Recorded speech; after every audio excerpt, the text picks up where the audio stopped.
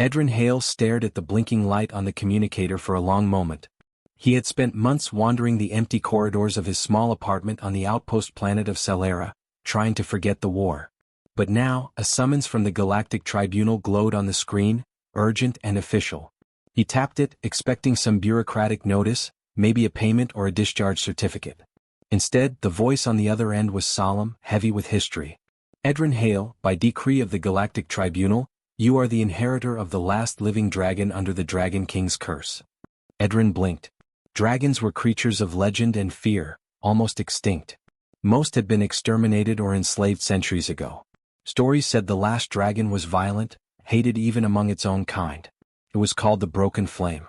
No one wanted it, and many believed it could destroy a city if it wished.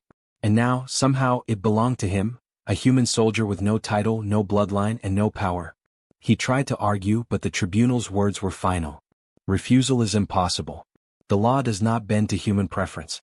The dragon must have a caretaker. You are the closest living being eligible. Edrin ran a hand over his face. He had spent his life in war zones, seen friends die, seen planets burn. He had learned to survive, not to inherit curses. Still, curiosity flickered.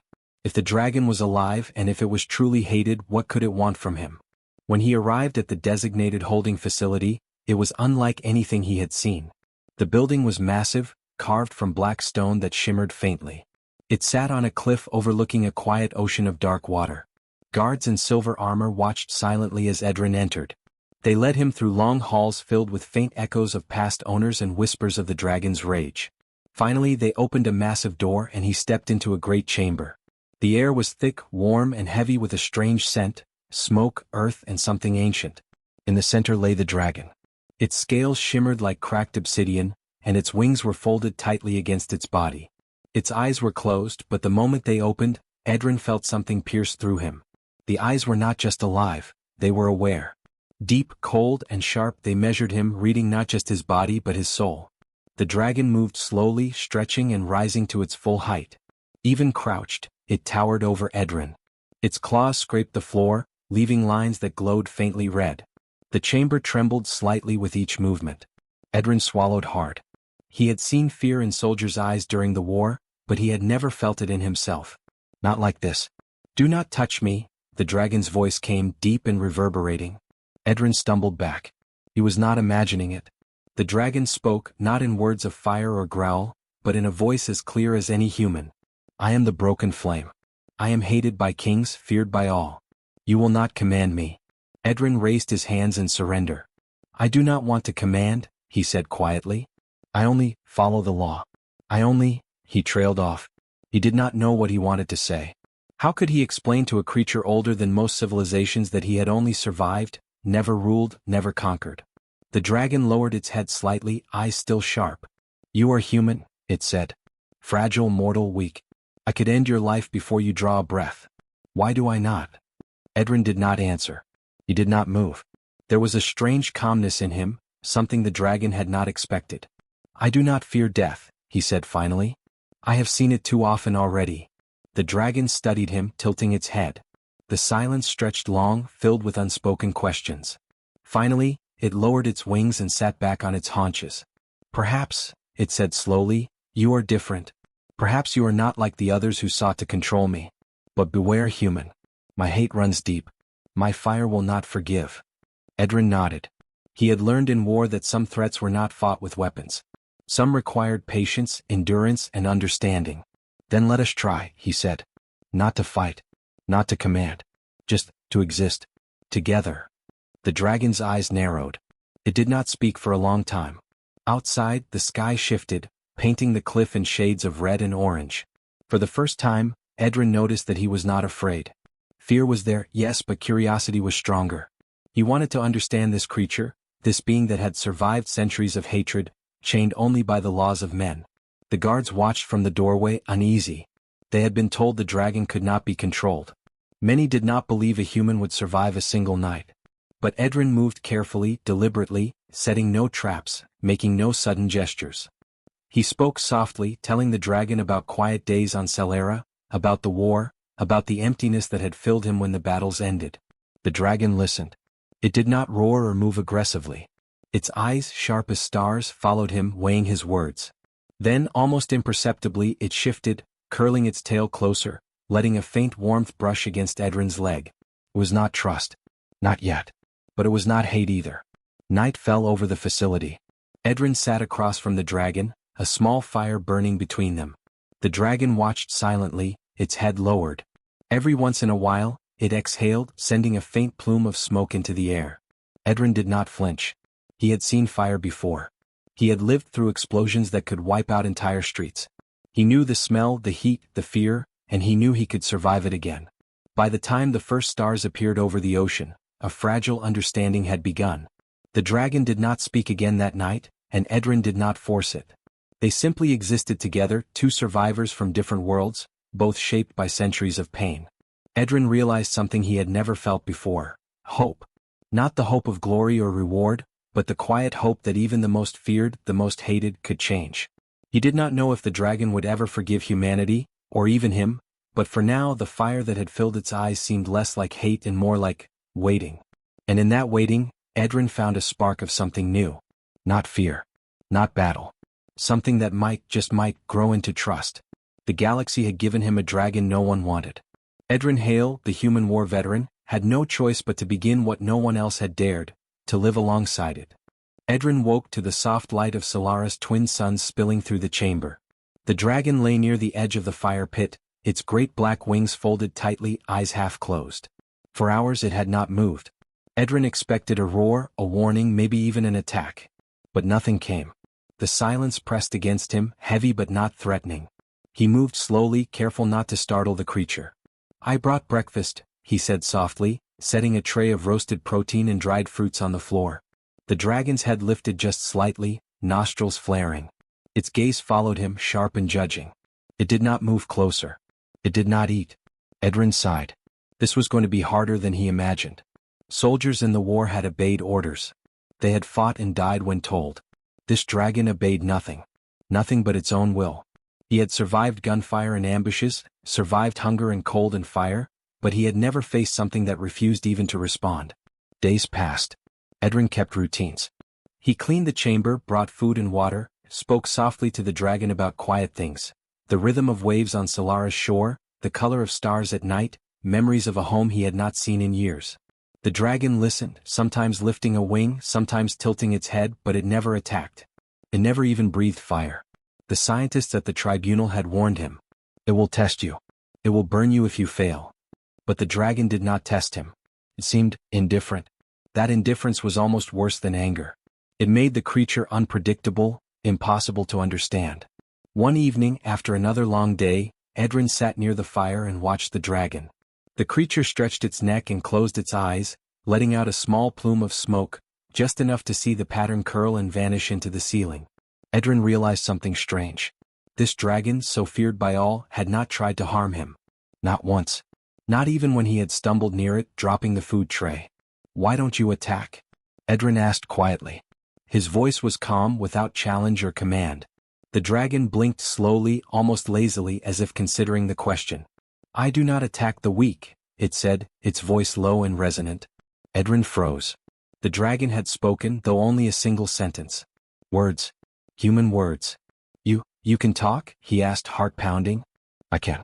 I have learned from watching humans," it said. "From listening to their prisoners. I know their words. I do not need to roar to be heard." Edrin swallowed. He had fought many enemies who could speak, but none like this. A creature that had survived centuries, shaped by hate and power, speaking quietly as if it were sharing a secret rather than issuing a threat. "Then, why are you here?" Edrin asked. "Why not leave? Why not destroy me like everyone expects?" The dragon's eyes narrowed. "I am cursed," it said simply. "The Dragon King hated me. He hated that I would not burn human worlds. I was punished, left to wait until someone inherited me. I am bound to this law, not to war. I do not wish to burn. I do not wish to fight." Edrin nodded slowly. He understood. He had seen soldiers follow orders they hated. He had watched friends destroy towns, believing it was duty. And he had hated it every moment. This dragon had made the same choice long before he was born. Refused to kill, refused to burn, and for that, it had suffered centuries of hate. He moved closer, carefully, speaking softly. I don't want to command you. I don't want to fight you. I only want peace. You and I, surviving together. The dragon's wings twitched. A low rumble came from its chest, not anger but something else. Something like consideration. Days turned into a week. Edrin kept routines. He read, he wrote, he tended the fire, and he spoke to the dragon every evening. Slowly the dragon began to respond. It would move closer to the fire, letting warmth touch its scales. It would lift its head when he entered the chamber, and sometimes it would even eat small portions of the food he brought. But the greatest surprise came one night when Edrin was nearly asleep. The dragon's voice came again, quiet and deliberate. You are different, human. I have seen others fear me. You do not. You survive without fire, without violence. Perhaps this is why I do not strike. Edrin smiled softly, feeling a warmth he had not felt in years. I have seen enough fire to last a lifetime, he said. And enough hate. I do not need more. The dragon tilted its head. Then you understand me? Perhaps not fully, Edrin admitted. But I will try. I have tried before long ago with men. And I will try again with you. The dragon made no reply. But that night, it did not sleep alone in shadow. It curled a little closer to the fire, letting Edrin's presence warm its scales. No roar, no flame, no threat. Just quiet. Edrin realized something then. This dragon was not violent because it had chosen not to be. It had been forced into hatred by rulers, by fear, by the expectations of others. And now, for the first time in centuries, it could simply exist. And maybe, just maybe, it could trust again. Weeks passed. Rumors spread across the outpost. Some called it impossible. Some called it a miracle. The dragon did not care. It did not move beyond the chamber, did not speak to anyone else. Only Edrin saw it in this new way, not as a weapon, not as a beast, but as a being shaped by pain, waiting for understanding. Edrin often wondered if he could ever truly understand it. He had survived wars, faced countless enemies, and endured loneliness beyond imagining. But this dragon, this creature of fire and shadow, was unlike anything he had known. Yet he felt, for the first time since the war ended, that he was not entirely alone. The dragon, he realized, was not the threat the galaxy expected. Its power was not in its claws or flames. Its danger had always been its choice, its refusal to obey the cruelest orders. And Edrin, in his quiet patience and simple humanity, was the first to see that choice as strength, not rebellion. That night, as the twin suns set beyond the cliff, painting the sky in shades of red and gold, Edrin sat beside the dragon. The fire crackled. The dragon exhaled a faint smoke, a signal of life, of presence, of something more than hatred. And for the first time in centuries the broken flame seemed calm. Edrin whispered almost to himself, "We will survive this, you and I. Not as master and beast, not as soldier and weapon, but as survivors." The dragon's eyes met his, bright and unreadable, and for the first time, they did not look like eyes filled with hate. They looked, waiting. Waiting for what, Edrin did not know. But he understood one thing clearly: the dragon would not burn. Not now, not ever, and perhaps for the first time neither would he.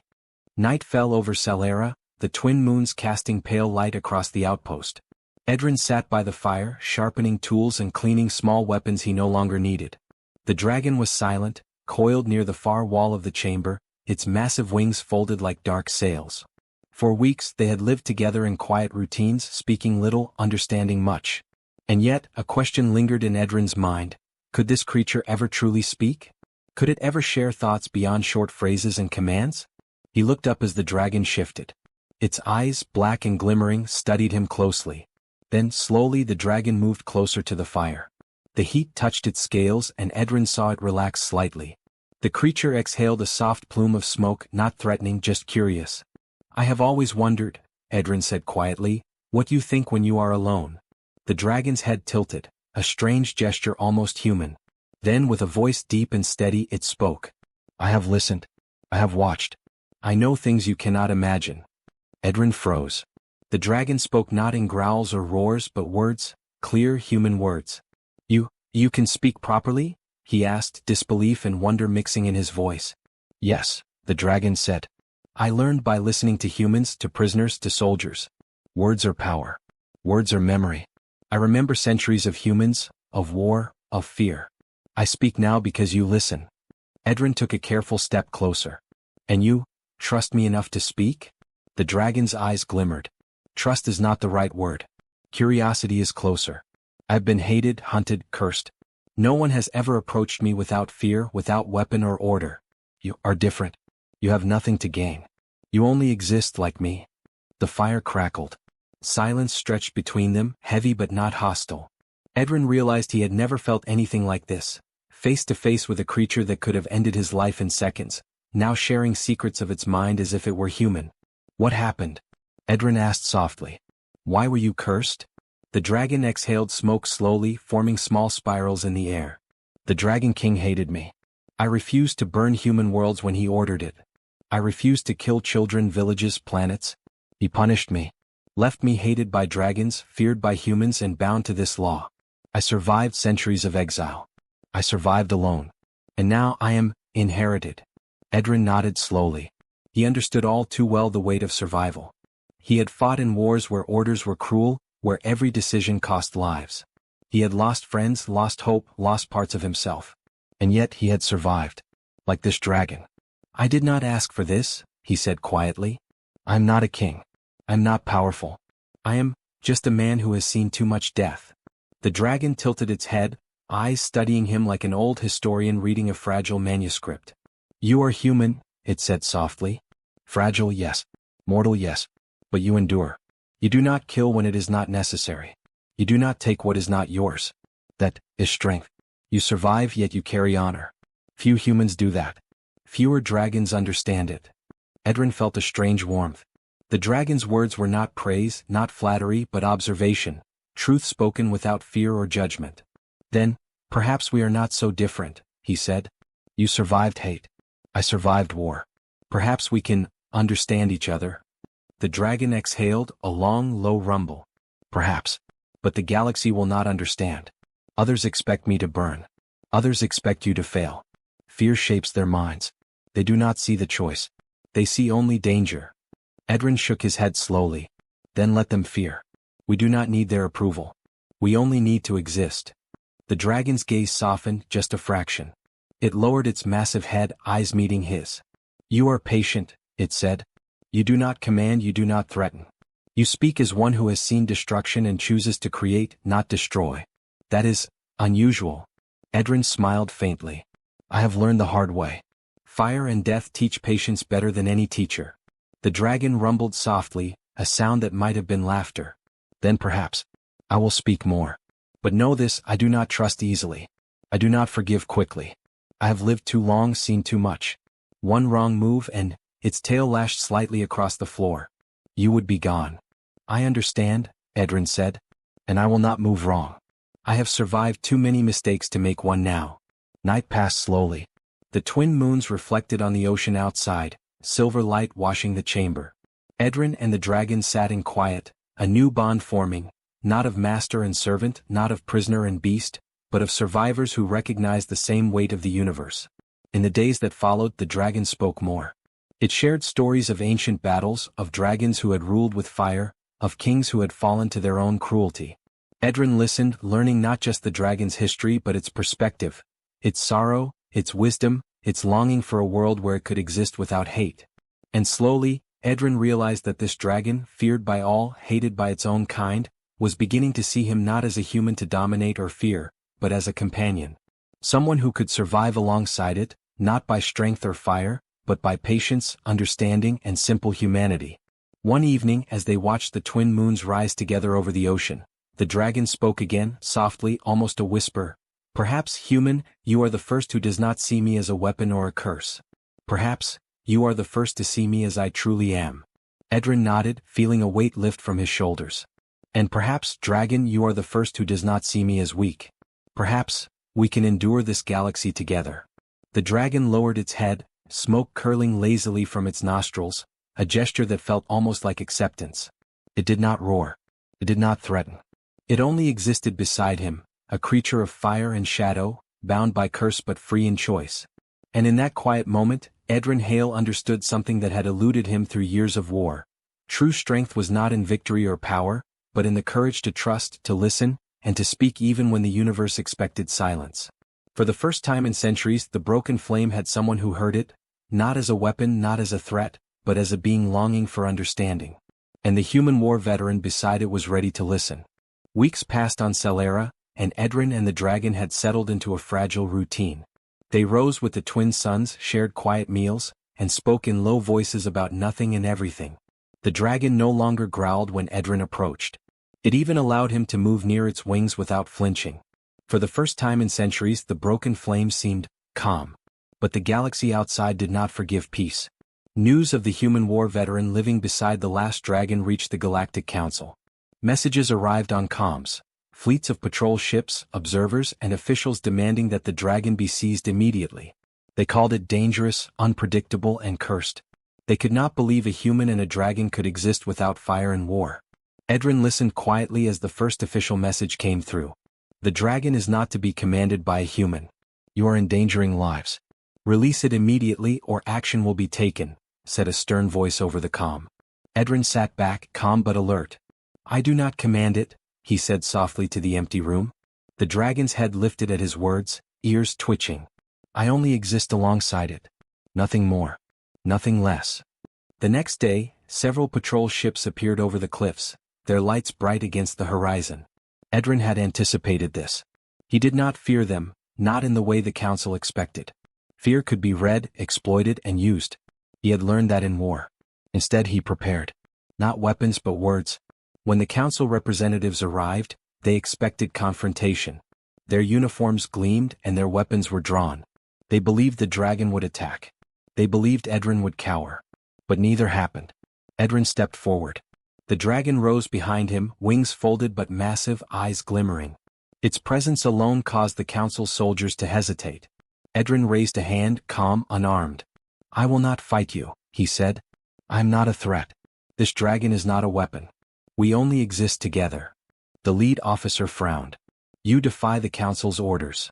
The dragon is to be contained or destroyed. You put all of Celera and nearby systems at risk. Edrin shook his head. The risk comes from fear, not from us. I have seen humans destroy worlds. I have seen dragons burn cities. I know the power of both. But I also know the value of restraint. You cannot measure us with fear alone. The dragon stepped slightly closer, not to threaten, but to stand beside him. Its shadow stretched over Edrin like a shield. The council's representatives swallowed hard. They had expected fire and claws.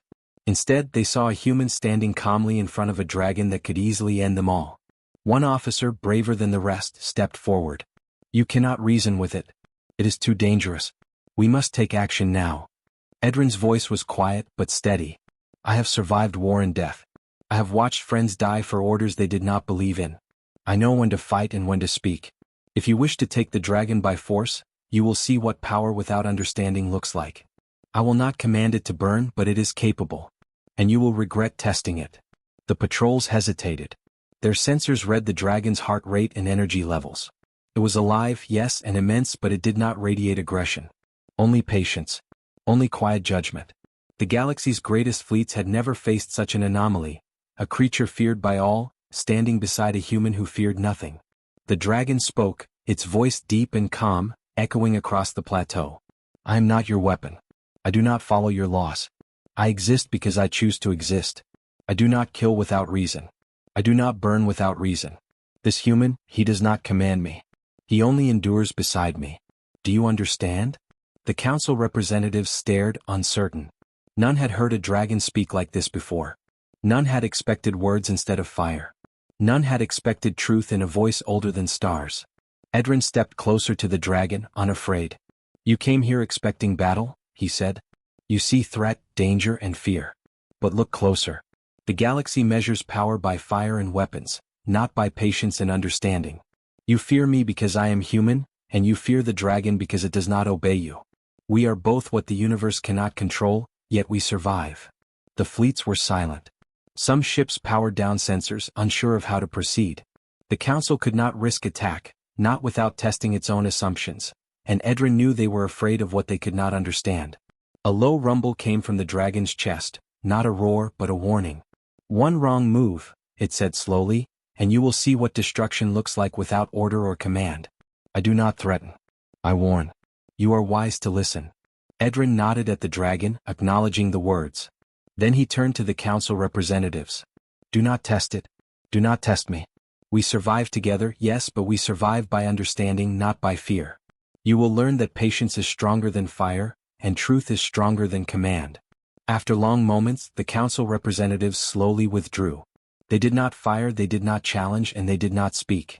Their fear had been replaced by a cautious respect, or at least the acknowledgement that they could not force what they did not understand. When the patrols left, Edrin turned to the dragon. "It is over for now," he said softly. "They will not come again soon." The dragon lowered its massive head, exhaling smoke that curled lazily into the air. "For now," it said. "But they will not forget. The galaxy fears what it cannot control. And we are beyond control." Edrin smiled faintly, feeling a strange relief. They had faced the galaxy and survived, not with fire or weapons but with presence, patience and words. For the first time he realized the truth of what the dragon had said: understanding was stronger than fear. The twin moons rose over Celera, casting silver light over the cliff and the chamber. The dragon stood tall, calm and watchful. Edrin sat beside it, quiet, feeling the bond that had formed between them. They were not soldiers. They were not conquerors. They were survivors, standing together against a galaxy that expected them to fail. And in that quiet night, the broken flame and the human war veteran understood something the galaxy would take centuries to learn. The greatest power in the universe was not fire, weapons, or fleets. It was courage, patience, and the ability to see another being without fear. Together, they watched the stars rise, waiting for whatever came next, ready to endure, ready to survive, and ready to prove that even the most feared could exist without violence. The galaxy held its breath. News had spread quickly, faster than any fleet could fly. A human war veteran had inherited the last dragon of the Dragon King's line, and instead of destruction, there was calm. Instead of fire, there was understanding. No one knew what to make of it. Scientists, soldiers, politicians, and diplomats debated, argued, and whispered. The human's name, Edrin Hale, became known across systems, not for war, not for conquest, but for surviving the impossible. On Celera, Edrin and the dragon moved quietly through the cliffs, watching the twin suns rise. The dragon, once feared by all, now walked beside him without threat or malice. Its scales reflected the early light, black with faint streaks of crimson. Its eyes, sharp yet calm, followed him with curiosity rather than hate. "You know," Edrin said softly, "the galaxy still expects you to burn it all down. They cannot imagine a dragon choosing peace." The dragon lifted its massive head, exhaling a thin curl of smoke. "They fear what they do not control," it said in its deep, human-like voice. "Humans, dragons, planets, stars, all the galaxy fears what cannot be tamed. They do not see patience as power." Edrin nodded. He had learned that lesson the hard way both in war and in life. "Then we show them," he said. "Not by fighting. Not by fire. But by existing. By surviving without hatred, without killing. That is strength they cannot measure." The dragon's tail swished slowly. "Then we are ready," it said. "Ready for the galaxy to come again." And it did. Fleets approached, not in anger this time, but with curiosity. Observers came in small ships, scanning, recording, and speaking through comms. Leaders wanted proof, scientists wanted data, and warriors wanted to see if the human had survived by luck or skill. Edrin stepped forward. The dragon rose behind him, massive and silent, but not aggressive.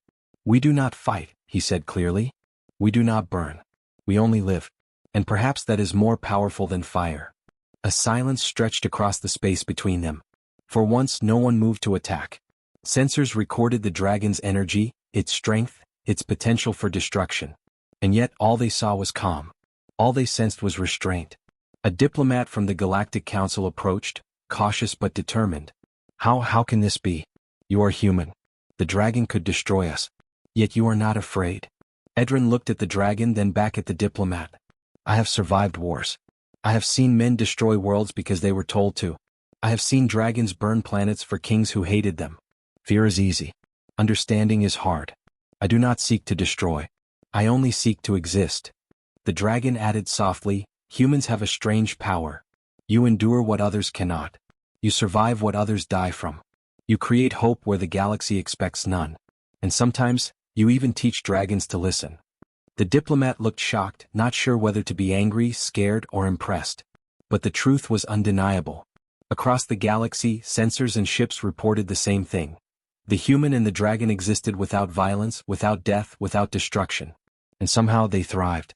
The story spread to the smallest outposts, the largest planets, and even distant moons. Children whispered about Edrin and the dragon. Scientists debated in academies. Soldiers questioned the meaning of strength. And somewhere, leaders realized that power was not only in fleets or weapons, but in endurance, restraint, and the courage to act without hate. Months passed. Edrin and the dragon became a legend not for war, but for what the galaxy had forgotten. Humanity's greatest strength was not conquest but understanding. Where others saw threat, humans could see potential. Where others saw violence, humans could choose patience. And where others expected hate, humans could show empathy. One evening, the twin moons rose over Celera, painting silver light over the cliffs. Edrin sat beside the dragon, watching the ocean ripple in quiet waves. "Do you think they understand?" he asked. The dragon's eyes glimmered in the moonlight. "Some do. Some never will. But understanding is not always immediate. It spreads slowly like fire through dry grass. And the galaxy will remember." Edrin smiled. He had survived a war that had taken so much from him, yet here he was, alive, with a creature that had survived centuries of hate. Together they had shown something no fleet, no weapon, no law could force. That life could exist without destruction, and that strength could come from restraint. "Then we wait," he said. "Not for recognition, not for reward. We wait for the galaxy to learn what it has forgotten." And the dragon rumbled softly, a sound almost like laughter. "Yes, let them learn. Let them see. Humans endure where others fail. And dragons, perhaps we can endure too." Years passed, and the story of Edrin and the dragon became a quiet legend. Traders told it on distant planets. Children played with tales of a human who did not fight and a dragon who refused to burn.